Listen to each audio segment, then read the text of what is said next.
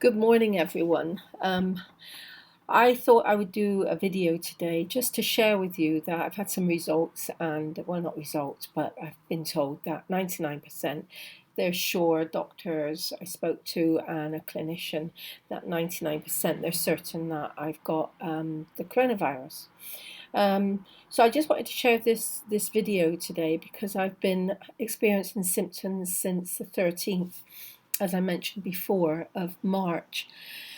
And one thing that I want to say is that, we can be led into a false sense of security, and we can make ourselves believe that, we can overcome anything and that we're fine and we can get over this and we can pull ourselves through this. And that is true. That is very true. But we have to do that from a very authentic place. It's all right saying it, but you have to believe it. And for somewhat, I think that you have to remain positive for anyone that is experiencing, excuse me, anyone that is experiencing this terrible dis-ease, and that's what it is. It's a dis-ease. It's put us at a very disadvantaged place in the world right now, in life, and we're reacting with fear. And one of the things about fear is that it causes the physical symptoms to get worse. So being in fear isn't helpful.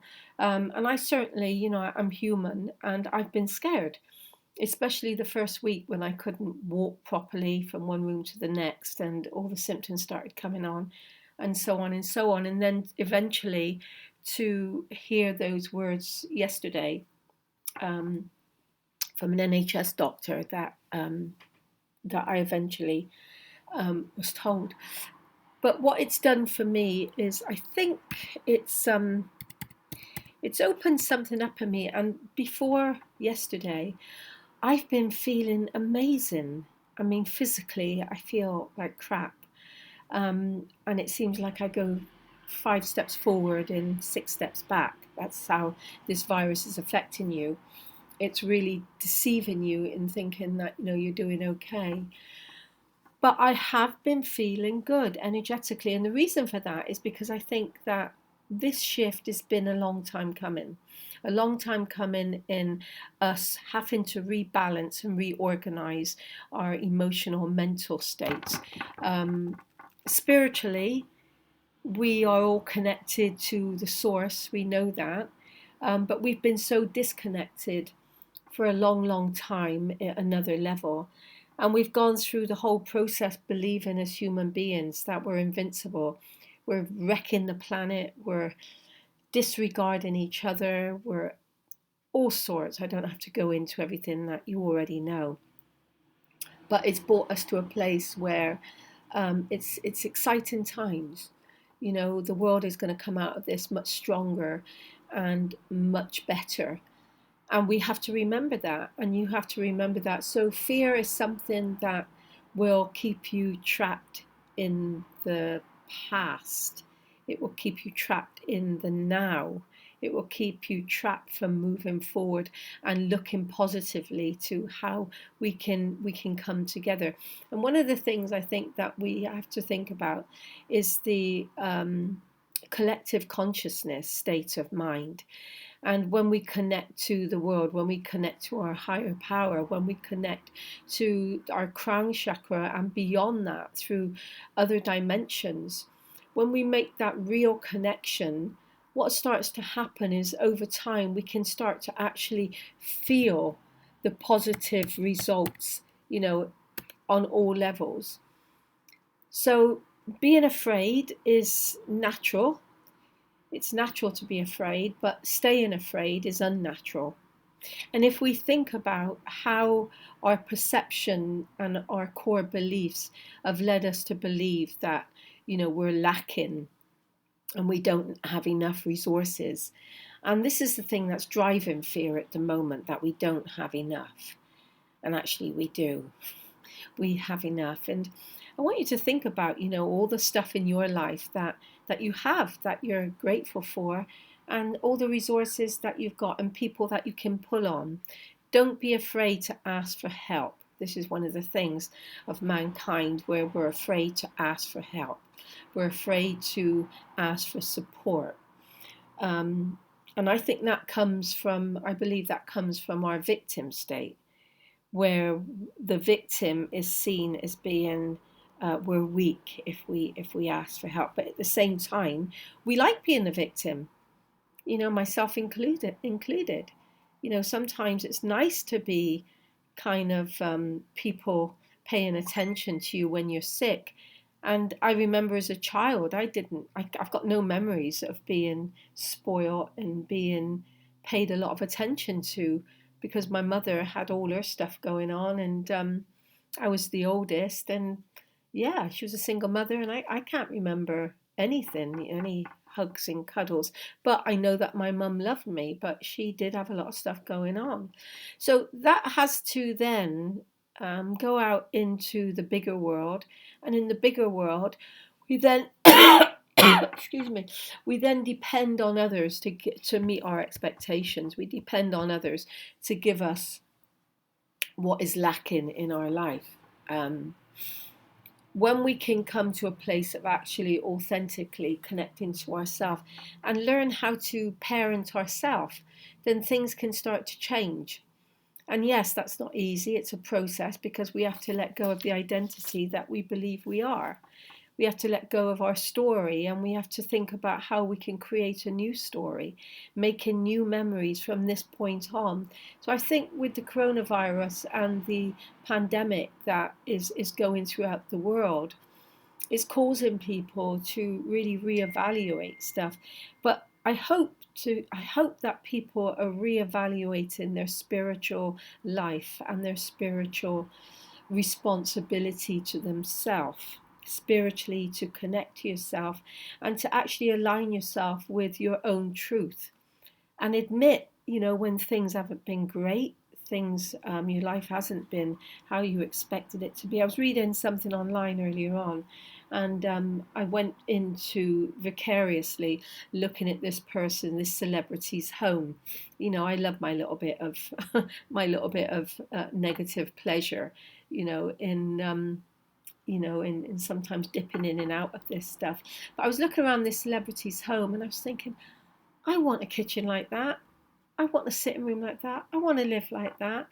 And then I caught myself and I thought, but I don't have it. I'm never going to have it from where I am right now, because I'm saying that I want rather than I could. I could have that. And when we change the narrative, when we change how we speak, how every word that comes out of our mouth has spirit, when we start to think of something in a negative way, we are blocking the positive energy from moving up through us. So from an authentic place, we can say, I would like to have that one day, and then add to it, that could be my intention. My intention is to do better tomorrow than what I'm doing today. So we're taking it in bite sizes. We're not looking at the bigger picture over here, where everything is going to be okay. If I work harder, if I do more to get approval, if I do more to get acceptance, if I move with the right people, it'll rub off on me. I'll get the better job if I work and do my best to convince people that I'm perfect. And it doesn't go like that. It really doesn't go like that. So think about that, and think about, again, coming back to the fear factor, how we live in fear. And right now, for me, I feel, having been told that 99% sure that I've got the CV, and my partner's got to isolate, and I've got to carry on. First thought I had was, oh my God, I've had this since the 13th of March. And I've done everything that I'm supposed to do. I've eaten right. I've done this. I've done that. And here I am being told that, it's not enough.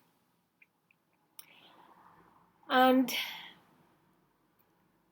we are not in the running to win the race by ourselves. I just want you to remember that, we are not in the running to do this by ourselves. We're not in the running to expect other people to do anything for us. And that might sound like a contradiction, but what I'm trying to say is that when we focus and we concentrate on the fundamental stuff, the fundamental things of life and how we want our life to actually work for us in a great way, then we can acknowledge that learning how to be spiritual isn't the right way. We don't have to learn to be spiritual. We don't have to learn to to be a good person. All those qualities, we are spiritual. We're spiritual beings in a human body. We know that. But we're also, we're here to actually learn from all the experiences that we've had. And all the experiences that we've had have led us to where we are right now. The generational and ancestral link that comes in, where we can carry over our mother or our father's fear and anxiety, and we could be predisposed to all those things.